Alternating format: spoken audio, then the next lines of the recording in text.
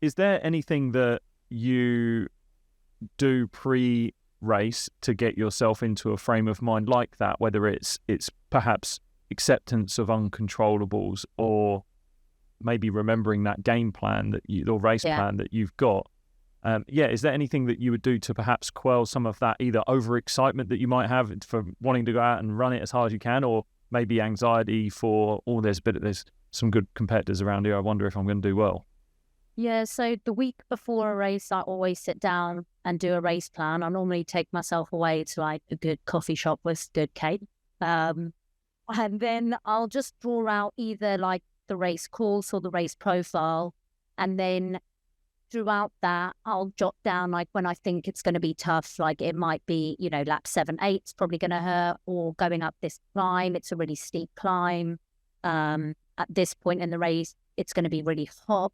Anything that I can think of that might impact my race, I jot down on there. So then at least when it happens in the race, you're like, you knew this was going to happen. Like, just suck it up. Like, you're fine.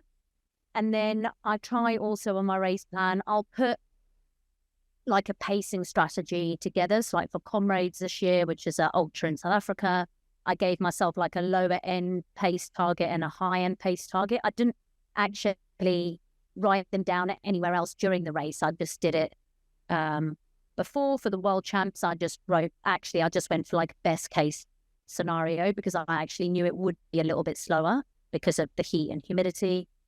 And then anything else that I think might be important to put on there. So my nutrition strategy for India, I'd put, it's going to be really hot and humid. You might get more chafing than normal because all your clothes are going to be wet and they're going to be rubbing.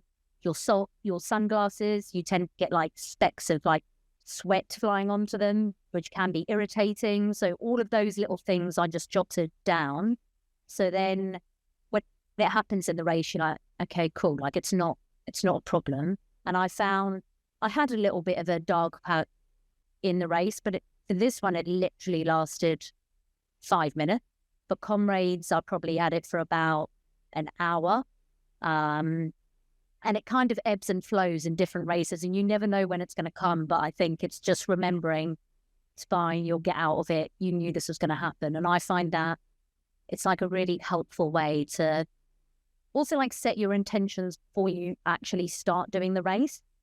And the reason why I leave it till just the week before the race is if you do it too early, you don't know how your training block's gone. You could then set like unrealistic goals. At the beginning of the training block, you're like, I want to do a 250 marathon, for example. You do your training and actually you're not quite there.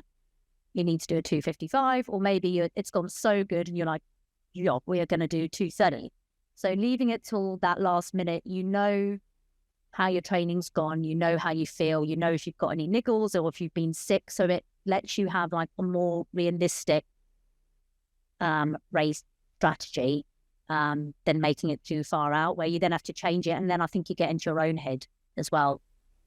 There was a guy called Sahil Bloom who is a content creator online, big following. He just put up a post that was really interesting actually.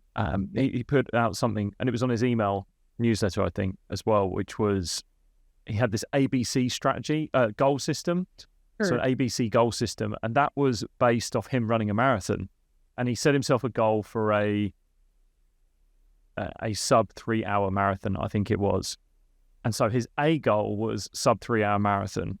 But then if throughout the race he didn't feel like he was going to succeed in that, he'd set a B goal, which was a plus 3 hour marathon, or it might have been in sort of like sub 3:30 or something like that. And then the C goal was just finish the race. Yeah. There was this real fundamental like final goal, which I thought was quite interesting. But hey, if you've enjoyed that video, then you can click right here to watch the full unedited version of that episode. Also, don't forget to subscribe to this channel by clicking the button below. I'll see you soon.